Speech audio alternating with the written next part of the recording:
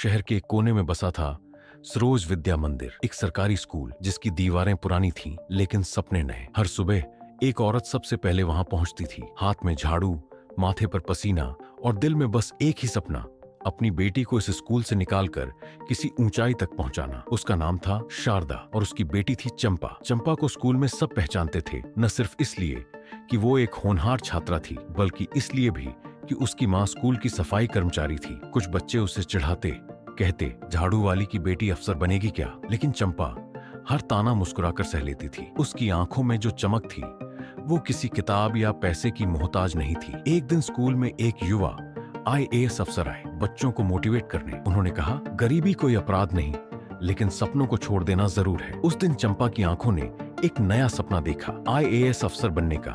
उसे लगा जैसे किसी ने उसकी सोच को आग दे दी हो। घर जाकर उसने माँ से कहा, मैं अफसर बनूंगी माँ, बस एक मौका चाहिए। शारदा ने उसकी आंखों में देखा और बस इतना कहा, मैं झाड़ू जरूर लगाती हूँ, लेकिन तेरे सपनों पर कभी गर्द नहीं जमने दूंगी। पढ़ाई के लिए चंपा को बहुत संघर्ष करना पड़ा। घर में एक ही बल्ब था जो अक्सर टिमटिमाता था, किताबें उधार लेनी पड़ती थी और इंटरनेट कैफे में आधे घंटे के लिए पैसे जोड़ने पड़ते थे, लेकिन उसने कभी शिकायत नहीं की। शहर की चकाचौंध, मोबाइल की लत और दोस्तों की पार्टियों से दूर चंपा की दुनिया में सिर्फ दो ही चीजें थीं, माँ और लक्ष्य। कई बार मन डगमगाया। बोर्ड की परीक्षा में दूसरे नंबर पर आई तो लोगों ने कहा, पहले नंबर पर नहीं आई, ऐसे तो IAS नहीं बनेगी। लेकिन माँ ने कहा, दूसरे नंबर पर आने वाली बेटी एक दिन देश में नाम करेगी। स्कूल के पुराने शिक्षक मिस्टर वर्मा चंपा की लगन से प्रभावित थे। उन्होंने उसका मार्गदर्शन किया, फॉर्म भरने में मदद की और अपने पुराने नोट्स दिए। जब कोचिंग के पैसे नहीं थे, उन्होंने खुद चंपा को गाइड किया। एक दिन उन्होंने कहा,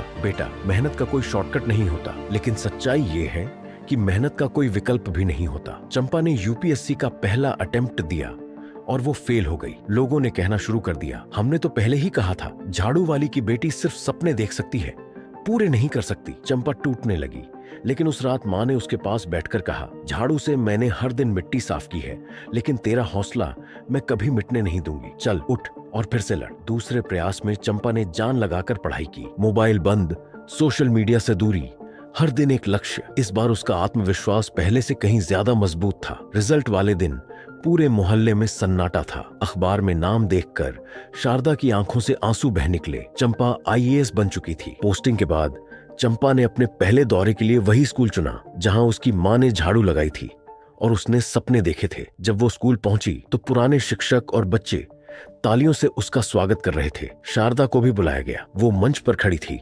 जहां कभी सिर्फ सफाई करती थी। आज उसकी बेटी मंच से बोल रही थी, अगर मेरी माँ झाड़ू ना लगाती तो शायद मैं कभी ऊंचा उड़ना सीख ही ना पाती। मैं इस स्कूल से सिर्फ पढ़ी नहीं, मैं यहाँ जीना सीखी। कभी हार मत मानो, हालात कैसे भी हों, अगर इरादे मजबूत हों तो दुनिया की कोई ताकत तुम्हें रोक नहीं सकती। झाड़ू वाली की बेटी जब IAS बनती है तो वो सिर्फ एक अफसर नहीं बनती, वो लाखों बेटियों की उम्मीद बन जाती है।